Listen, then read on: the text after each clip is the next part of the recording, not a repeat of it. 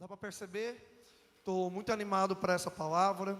De manhã foi muito simples, muito rápido. Preguei surpreendentemente meia hora. Vamos lá, meia hora. Vamos ver o que Jesus faz essa noite. Eu acho que eu vou começar do mesmo jeito, mas vou terminar de outro jeito, com outra perspectiva, e eu vou até onde Jesus nos permitir, amém? Queria que orássemos juntos nesse momento, só para abrirmos a Escritura, e que ela salte ao nosso espírito de maneira poderosa. Então feche seus olhos. Pai, no nome do Senhor Jesus, que nós nos apresentamos diante do trono da graça, nós nos misturamos, Deus, à corte celestial, ao conselho divino, com anjos, querubins e serafins, e nós te pedimos, Deus, que mesmo na simplicidade dessa palavra, o Senhor fale aos nossos corações, liberando vida, a sua própria vida sobre nós, a vida que o Senhor vive e a vida que o Senhor deseja que nós vivamos. Senhor Jesus, libera a sua mente agora sobre nós. Alinha, Deus, os nossos pensamentos com os seus. Espírito de sabedoria e revelação nos unja essa noite. Nós queremos te conhecer mais uma vez.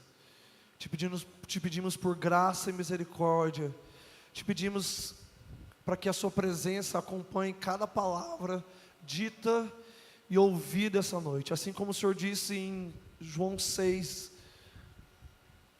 as minhas palavras são espírito e vida.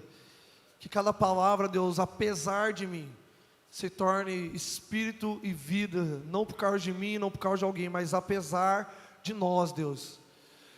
O Senhor faça das suas palavras, Deus, vida eterna essa noite. Nós nos amarramos à tua palavra exclusivamente. Eu peço, Deus, por separação daquilo que é do homem e daquilo que é do Senhor. Nós não queremos navegar em opiniões, nós queremos navegar na tua palavra de maneira convicta, mas também sensível àquilo que o Senhor quer nos dizer. Em nome de Jesus, amém. Amém, gente? Amém. Abre comigo lá em João capítulo 1.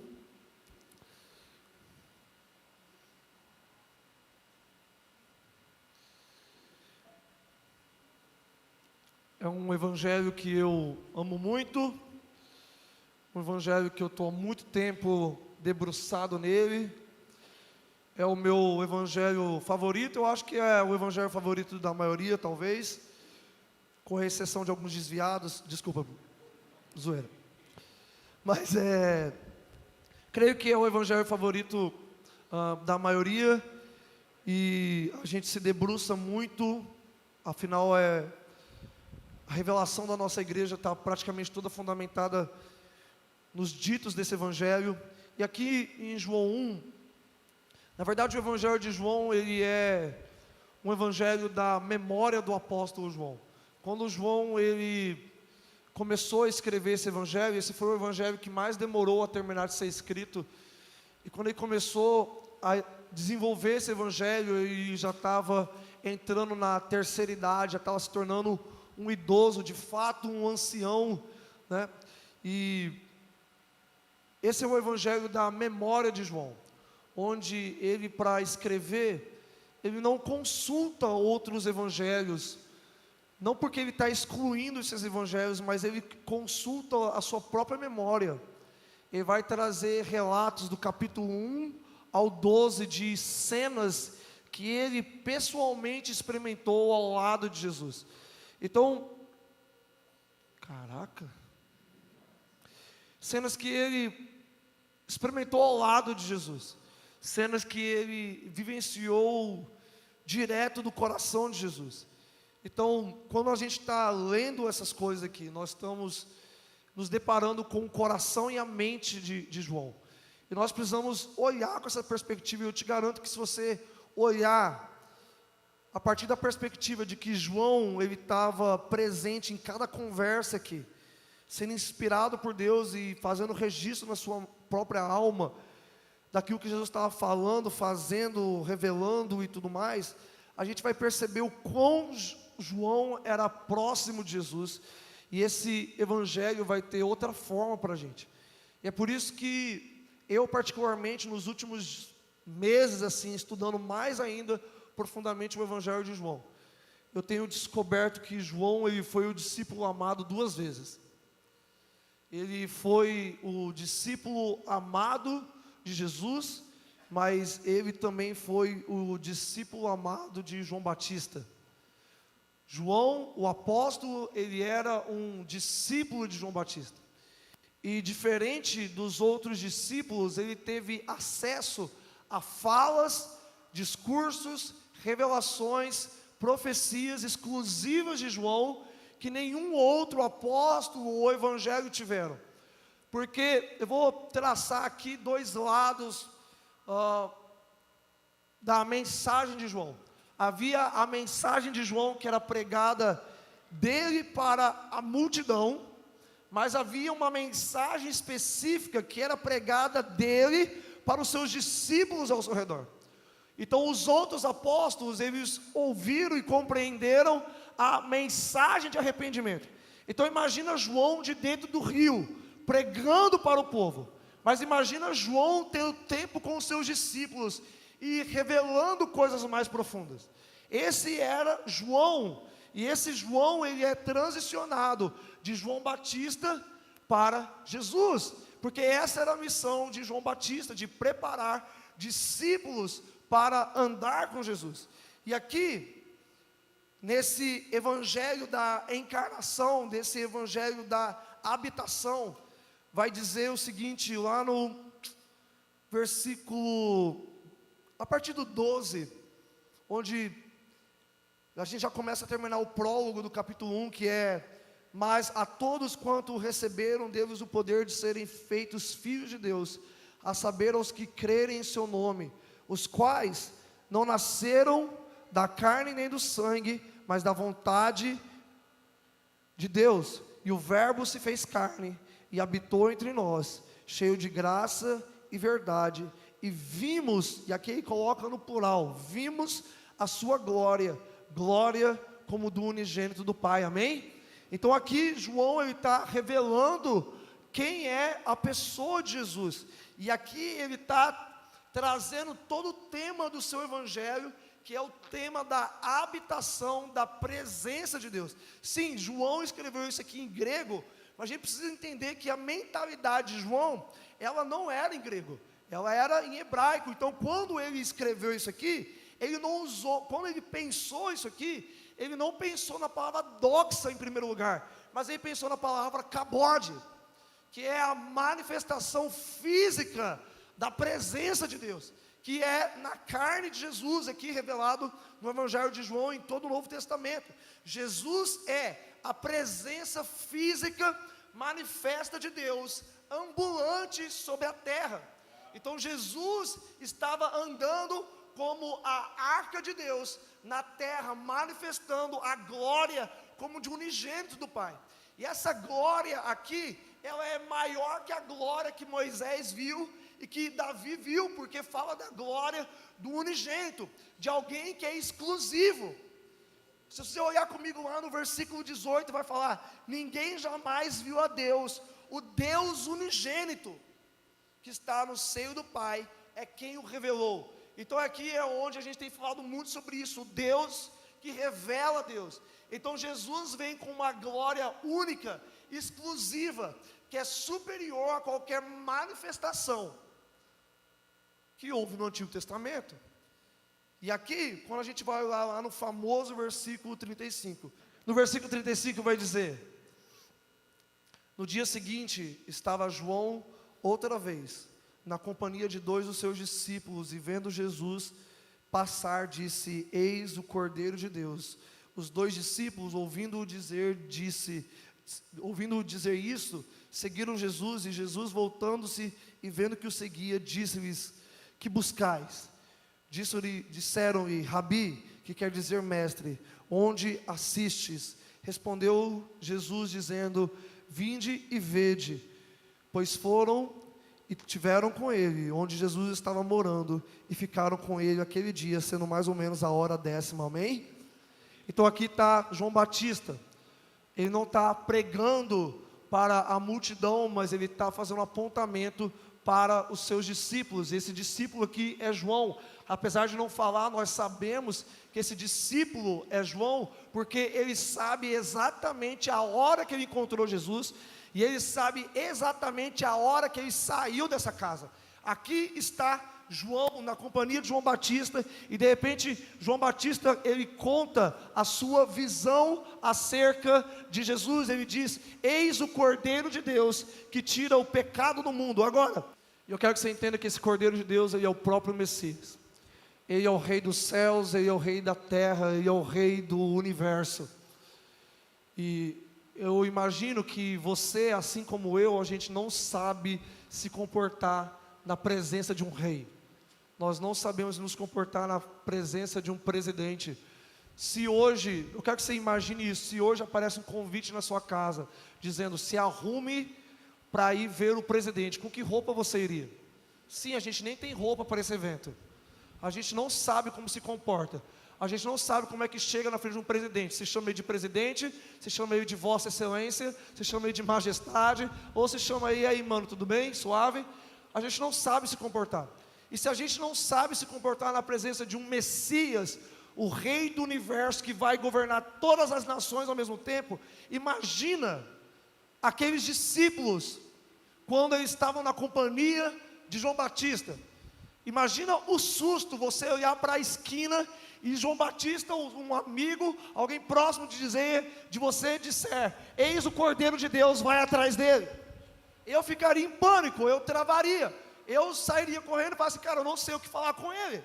Talvez você tenha perguntas a fazer teológicas, talvez você tenha perguntas a fazer que sejam bíblicas ou sobre a sua vida, mistérios de Deus. Mas é interessante que eles, não sabendo como se portar na presença do Messias, João Batista prepara eles com uma pergunta muito profunda, uma pergunta muito teológica, uma pergunta muito difícil de responder. Imagina João Batista olhando para você e falando assim: você vai fazer essa pergunta para Jesus, para o Messias, quando você encontrar com ele. Que pergunta era? Essa pergunta que ninguém fez. A pergunta é: Jesus, onde você mora?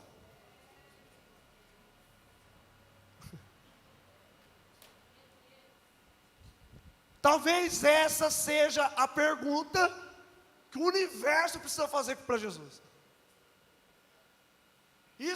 Essa é a pergunta que pessoas apostólicas, proféticas, evangelísticas, pastorais ou de ensino precisam fazer para Jesus. Pessoas normais precisam fazer para Jesus. Jesus, onde você mora? E não é apenas uma curiosidade saber o endereço de Jesus, mas isso aqui é um autoconvite. É você se convidando para estar aonde Jesus está. Então aqui no Evangelho da habitação da presença de Deus, nós não vemos o Evangelho começando num rio, nós não vemos o Evangelho começando no templo, nós não vemos o Evangelho começando debaixo de uma árvore, nós vemos o Evangelho começando dentro de uma casa. E esse é o movimento de Deus para nós como igreja e para muitos aqueles que querem se alinhar com aquilo que Jesus está fazendo. Porque 10 anos atrás, a pergunta que eu fazia sobre o movimento de Deus era: qual é a próxima conferência que Deus vai estar? Você entende que a maioria dos movimentos, paraclesiásticos ou não, a gente já conversou sobre isso na conferência, estão perdendo o brilho para os nossos olhos. A gente não tem mais tanto interesse em ir a uma conferência. A gente não tem tanto interesse mais em ir a uma escola, a não ser que a gente tenha profunda conexão com aquilo que Deus está fazendo localmente. Por que a gente está perdendo o brilho? Porque Deus está tirando o brilho. Porque isso é o que Deus fez na estação anterior. Vamos lá.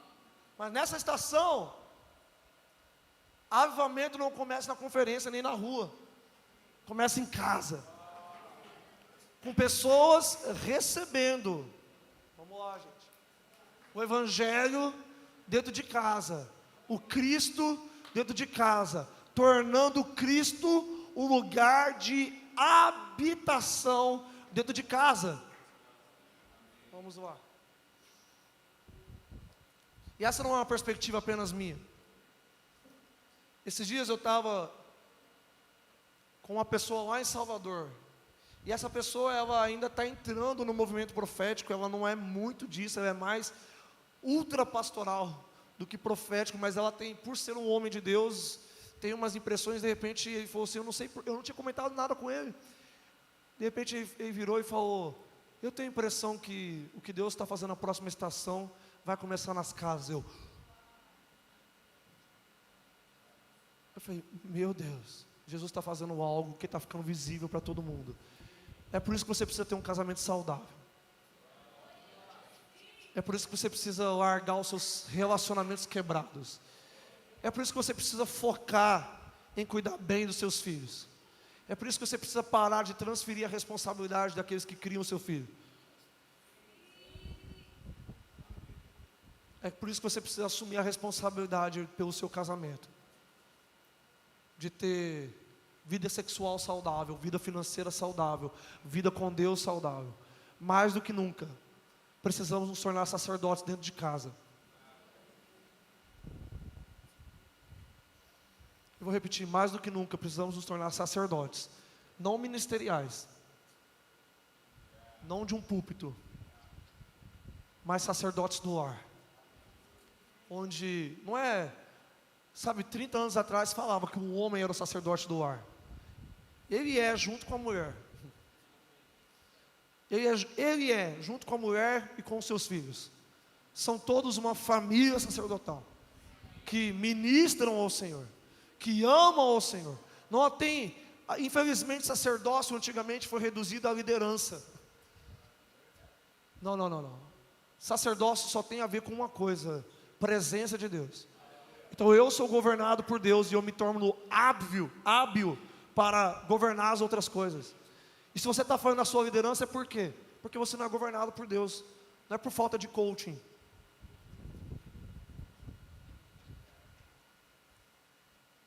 Nem livros de liderança, dos quais eu tenho vários em casa e eu já li eles. Eu pulei os coaches do Brasil e fui para Harvard, ok? E fui ler artigo científico para aprender um pouco sobre liderança e não aprender com...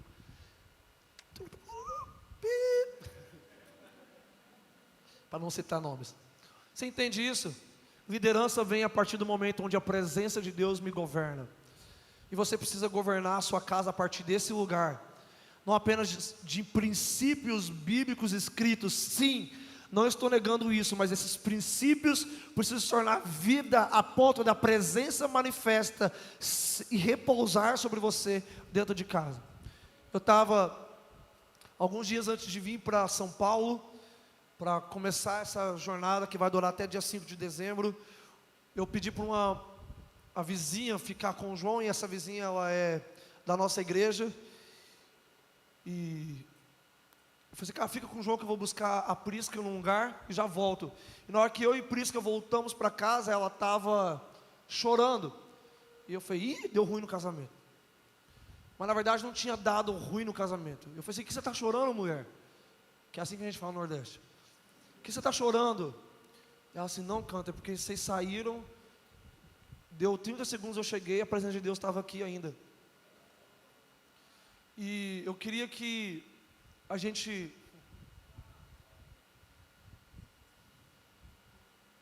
Eu queria que a gente não perdesse o foco da habitação de Deus em casa. Eu queria que a gente não perdesse o foco de construir um lugar para Deus em casa. Deus precisa morar em casa. Deus, antes de ser Deus conosco, precisa ser Deus comigo. Deus, antes de ser Deus na igreja, precisa ser Deus na minha casa. O verbo que se fez carne e habitou entre os cantarinos. Vamos lá, gente. Bota o nome da sua família.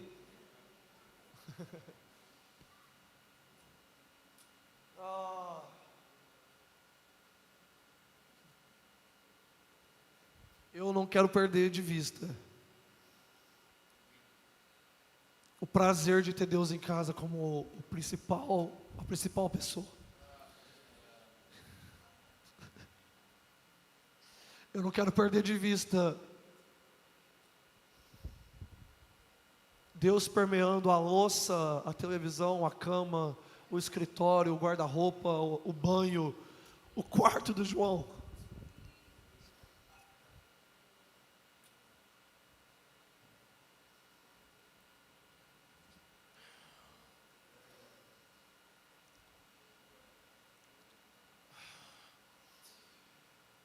Por isso que eu quero que vocês abram comigo lá em 2 Samuel. Eu quero lembrar de uma história muito bem conhecida entre nós. O dia que Davi decidiu trazer a Arca da Aliança para Jerusalém.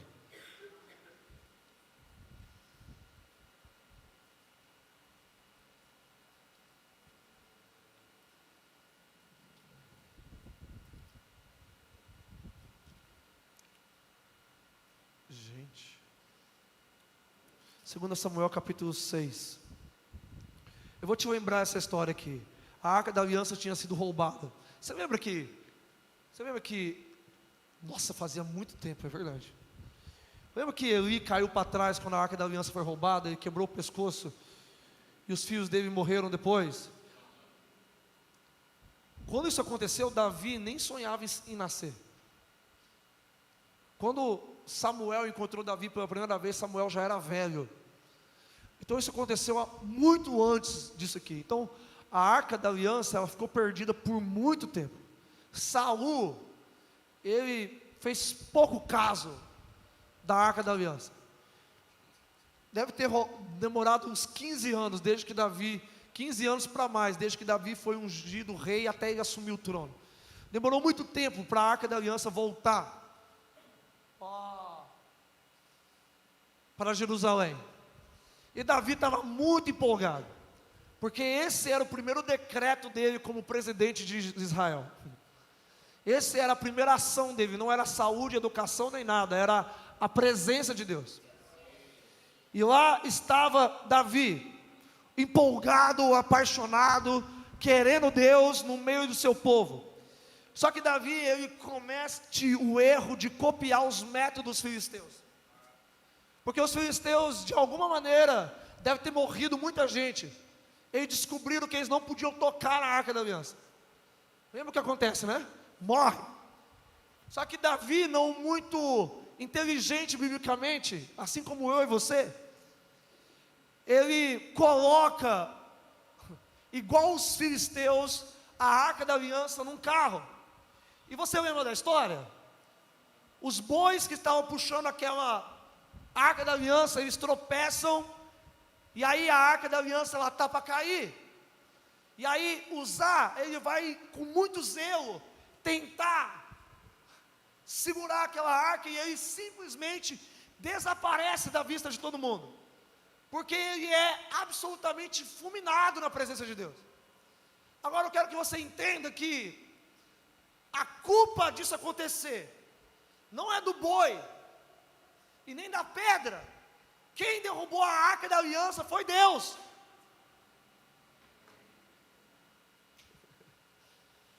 Eu vou falar de novo. Quem derrubou a Arca da Aliança foi Deus. E o zelo que havia em usar para não deixar cair a Arca da Aliança era Deus também. Então quem provocou a morte de Uzá foi Deus. Porque Deus queria parar a igreja de copiar o mundo no jeito de fazer as coisas de Deus. É por isso que nós estamos perdendo o brilho para tantas coisas que estão acontecendo. Então, sem saber, imagina Davi frustrado. Meu Deus, eu não posso tocar nesse negócio, porque todo mundo vai morrer, o que a gente vai fazer? E aí, lembra quando Jesus pergunta: o que a gente vai fazer com todo esse povo que está com fome? Davi pergunta: o que a gente vai fazer com a arca?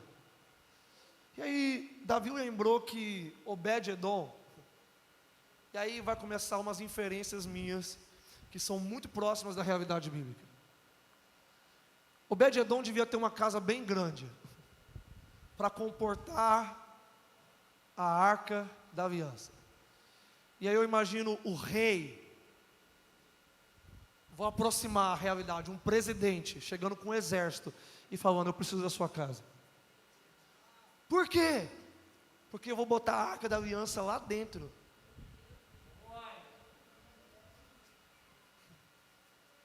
E aí, quem aqui é casado? Os homens casados.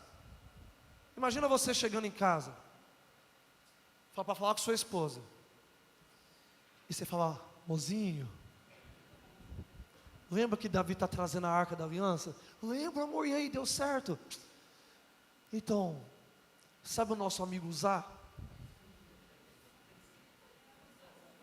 Morreu. Meu Deus, como ele morreu? Ele tocou na arca da aliança porque caiu. Meu Deus, que tragédia. Pois é, mozinho.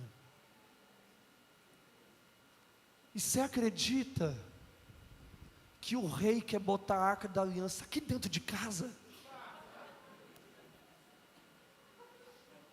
Bom, tu se imagina você, homem, tendo essa conversa com sua esposa. O motivo da morte do nosso amigo, botando dentro de casa. E eu vou dar um spoilerzinho. Nessa época, Matos, Obed-edom já tinha filho. Alguém viu ontem de dia o João tropeçando aqui de cima e uau no chão?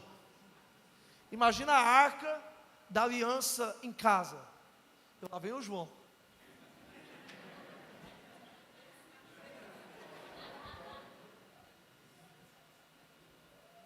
Agora sério, imagina o medo. Imagina a tensão.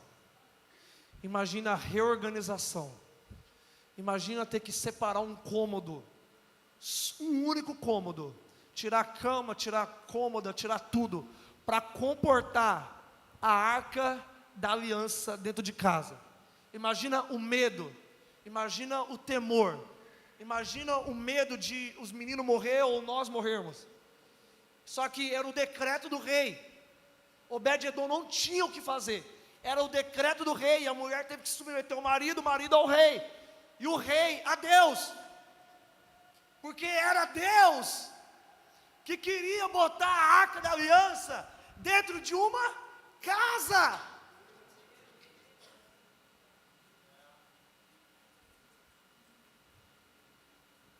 O verbo que se fez carne habitou entre nós, cheio de graça e verdade, e vimos a sua glória.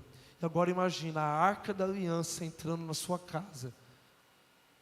Eu sei aonde ficaria lá em casa. Eu teria até medo do mal ir tocando na arca da aliança. Passa um dia, a gente não nem dorme. 2 dias, 3 dias, a presença de Deus começa a invadir tudo. O 4º dia, ninguém vai morrer? 5º dia, já acostuma. 6º dia, as crianças já estão brincando. 7º dia, Henrique, Obed-edom pega os seus instrumentos.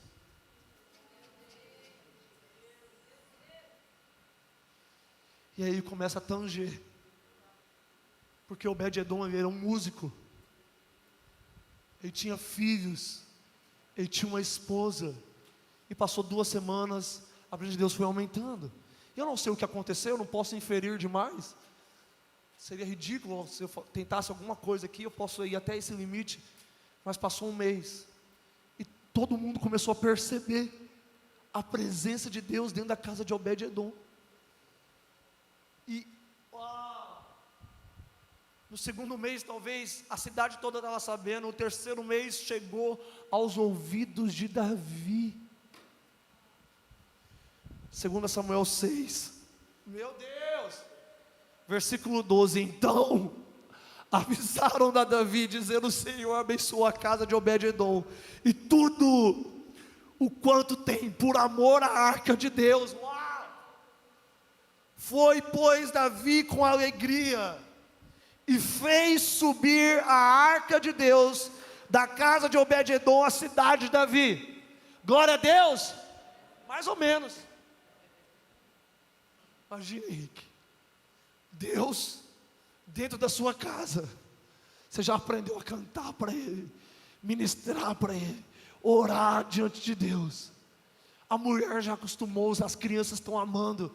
Deus está vivendo com a gente. Deus dorme com a gente, acorda com a gente, toma café com a gente, briga com a gente. E de repente avisam Davi e Obed-edom começa a tremer.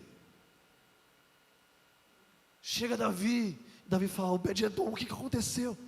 E Obed-edom começa a contar testemunho de tudo que aconteceu. Que incrível, eu vou levar a arca. Glória a Deus. O que você faria?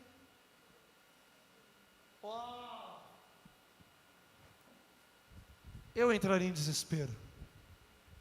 Eu entraria em completo desespero. Eu teria um surto. Se falasse que Deus ia embora de casa. Eu faria o que Obed-edom fez.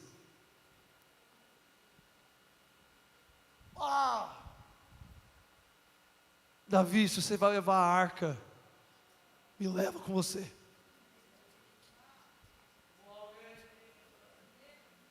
Mas, Obed-edom, se eu te levar, e a sua esposa, vai também. Mas Obed-edom, e os seus filhos, vai também. Davi, eu faço um voto, onde a presença for, eu vou. Você vai tirar ela daqui, mas eu vou com ela. Eu faço um pacto. Eu e a minha família vamos. Você pega o meu filho, você me pega, você pega a minha esposa e nós vamos servir esse negócio, Henrique. Anos depois a gente vê Obed-edom como músico dos turnos do tabernáculo de Davi. E nós vemos versículos e capítulos lá em 2 Crônicas 15, 26. Obed-edom e o seu primogênito. E não só o primogênito, Brenner, mas os irmãos de Obed-edom também estavam envolvidos com a arca da aliança.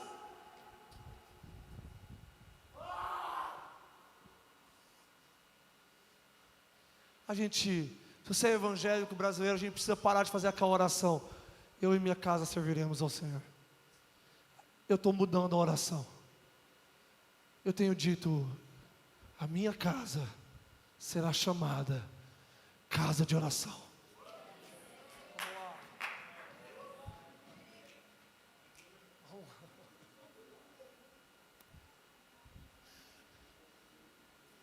Os filhos de Corá. Obed-edom era dos filhos de Corá. Eles escrevem um salmo dizendo: quão amáveis são os seus tabernáculos, Senhor Deus e meu, a minha alma suspira e se desfalece. O pardal encontrou casa e a andorinha ninhos para si. Eu que já não tenho mais casa, eu que já não tenho mais lar, eu encontrei os teus altares, Senhor Deus e Rei meu. Os filhos de Corá, a família de Obed-edom compõe essa canção como um voto a Deus: a minha casa será chamada casa de oração. Eu quero te dizer, tudo na nossa igreja começa em casa, dentro de um 242, inclusive os 613.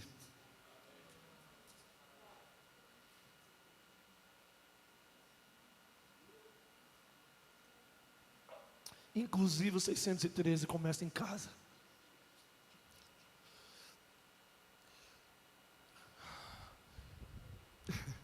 Acabei de lembrar que esses dias, sei lá, 2 dias, 3 dias atrás, a gente tem ensinado o João a orar. Aí a gente fala, João, vamos orar. Aí ele, posição de oração. Aí começa, Papai do céu, obrigado pela Duva, que a Duva é a diarista lá de casa. Ele sempre começa por ela, obrigado pela Duva. Papai e mamãe não tem a Duva, obrigado pela Duva. Aí começa, aí continua a lista dele, obrigado pelo Hulk, pelo Pantera Negra, pelo Woody, papai e mamãe. E esse dia a gente estava andando de carro com o Joshua e a Lana. Ó.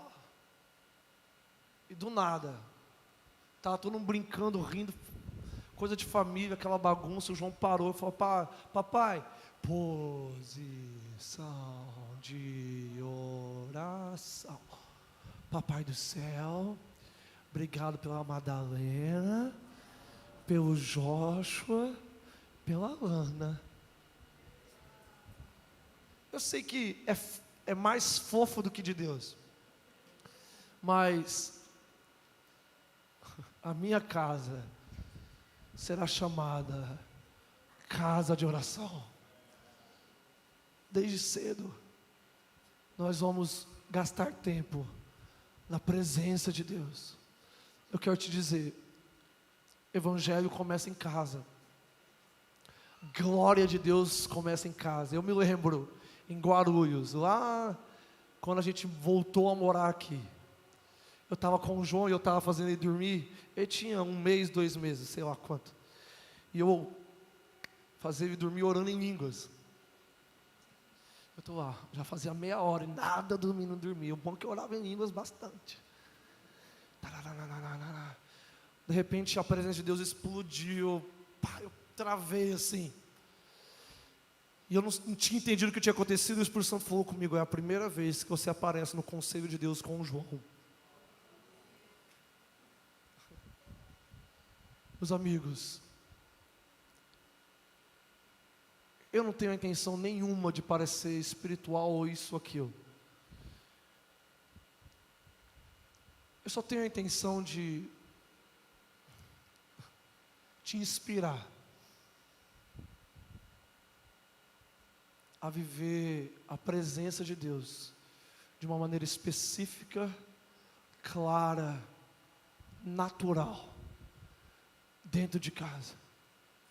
A você construir um lugar de habitação de Deus no seu casamento, na criação dos seus filhos, no 242.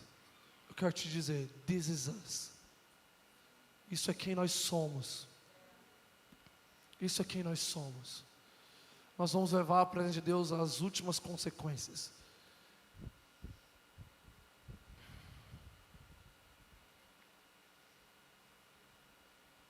Quero repetir algumas coisas que eu disse de manhã. A gente não precisa de força para trazer a presença de Deus. Eu não sei se você viu o João hoje aqui na frente reclamando que hoje não tinha bateria.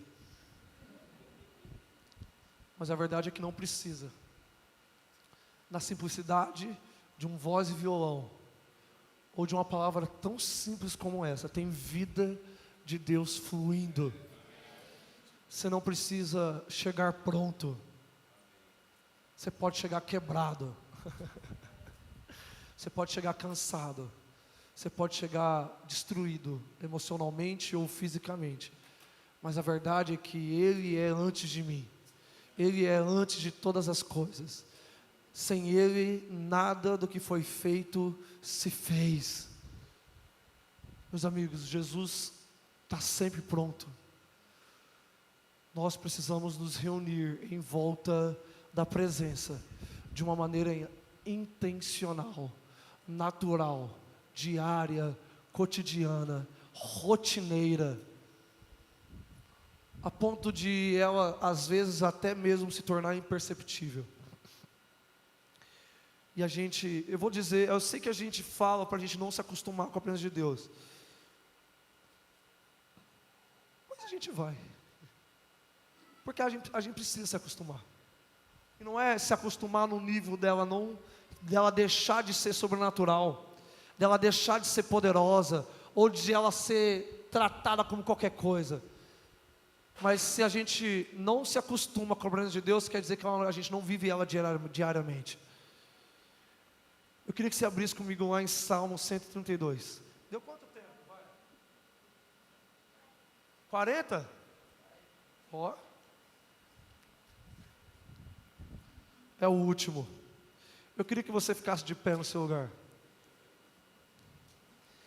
Foi legal?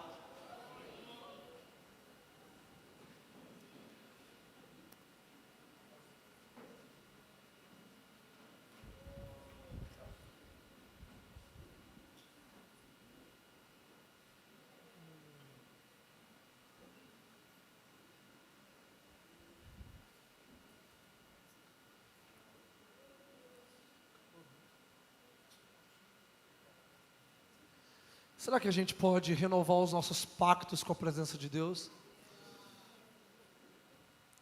Será que nessa noite a gente pode renovar os nossos votos?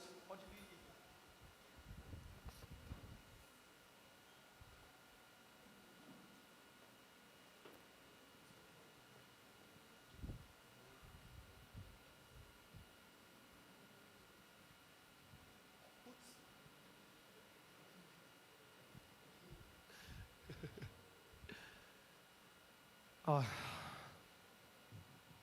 A gente pode renovar os nossos votos com Deus. A gente pode renovar o nosso coração diante da presença de Jesus. Eu queria te dizer que você não precisa se debater para você descobrir o que Deus está fazendo nesse tempo. A gente já está anunciando. Você não precisa fazer força, você só precisa estar em casa. Você só precisa ir num 242. Você só precisa ser frequente no 613. Ah, Catarina, você está falando isso por causa da programação? Não. Estou falando porque esse é o jeito de Deus, de te inserir numa realidade onde todos nós juntos estamos buscando a mesma coisa.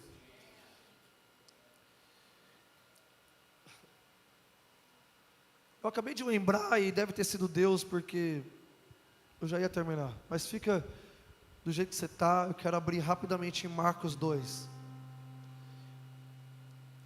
Algumas pessoas vão lembrar do retiro que a gente fez lá em São José dos Campos, e eu preguei sobre Jesus nas casas. Lembra, Mari? Que eu preguei sobre a casa de Jesus. Você mesmo, Mari do Giga. Lá em Marcos 2.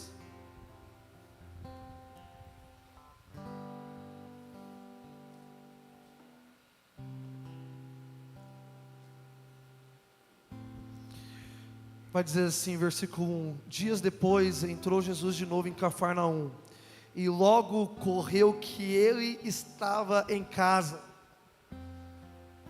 Muitos afluíram para ali, tantos os que nem mesmo junto à porta achavam lugar, e anunciavam-lhe ali a palavra. Alguns foram com ele, conduzindo um paralítico levado por 4 homens, e aí houve uma cura extraordinária.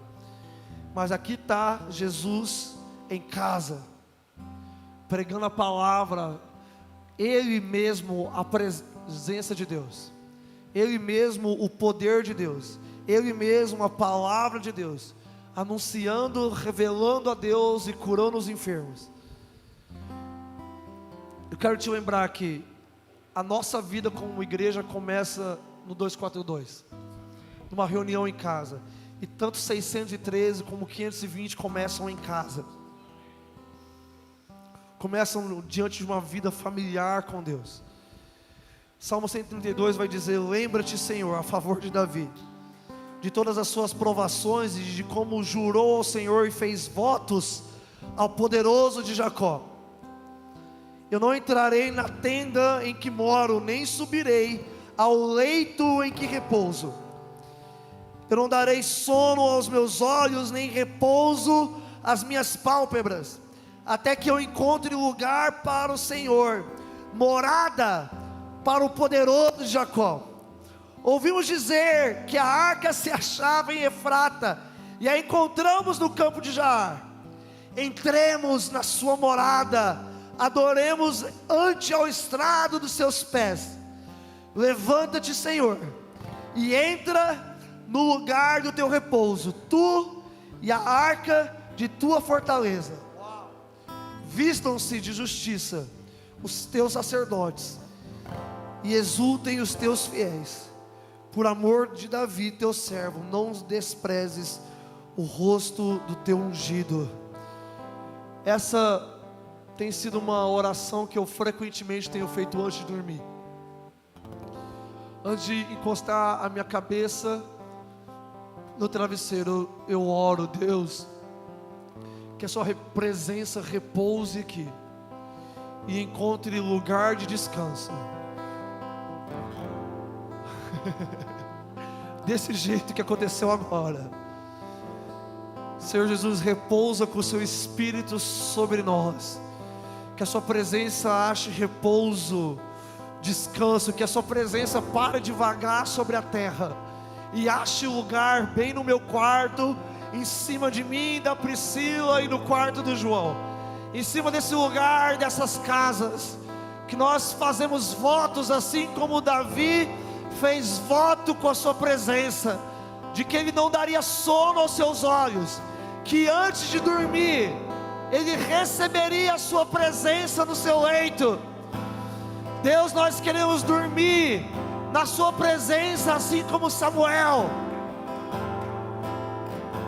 Deus, levanta aqui nessa noite sacerdotes do lar, sacerdotes, sacerdotisas, pequenos sacerdotes, Deus, que amam a sua gloriosa presença dentro de casa.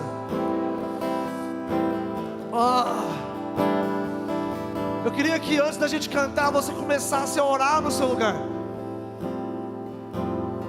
você começasse a fazer votos com Deus, com a presença dEle, dizendo: eu e a minha casa seremos uma casa de oração. Eu queria que você começasse a dar nome àqueles que moram com você. Deus, que caia sobre a minha casa espírito de súplicas, ações de graça. Deus, que a minha casa seja um 613. O fogo arderá continuamente sobre o altar e não se apagará. Deus, eu faço um voto com a Prisca agora, de que nós viveremos para que a nossa casa seja uma casa de oração. Deus, nós fazemos um voto com a sua presença. Deus, nós fazemos um voto na nossa carne, um voto com o nosso descanso.